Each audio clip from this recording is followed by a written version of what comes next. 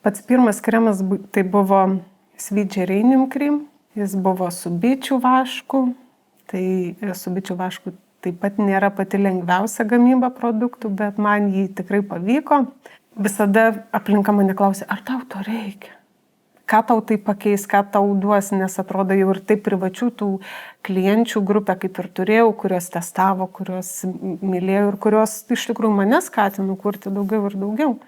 Nes ką be sukurtum, ką be padarytum, vis dėlto tau vis tiek reikia palaikymo. Tarkim, mes patys ieškom, ką mes norime girdėti. Tai nėra tas, kad jeigu aš noriu girdėti tik tai, kad aš noriu augti ir tobulėti, aš girdėsiu tik tai palaikymo žodžius.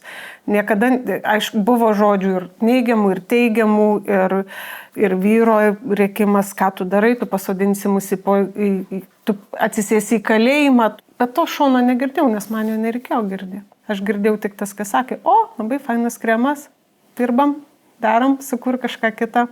Aš nesakau, kad tu gali būti idealus žmogus visur ir tuo pačiu gyvenimo etapu, kada aš labai jau įsijaučiau į kūrybą, į verslo kūrimą ir kada man viskas sekėsi, aš tiesiog primiršau šeimą. Tai buvo mano šeima nuo to kentėjo. Mano namai nebetvarkyti buvo.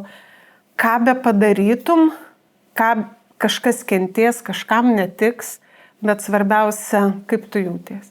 Jeigu aš šypsojausi, ir vaikai buvo laimingi. Ar aš būčiau ten ėjus kampus tvarkius ir klykus ant visų, nemeskiu ten tų daiktų, kokiu momentu mes būtume laimingiausi?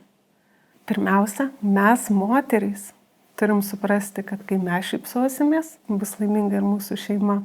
Nes mes esam varikliai.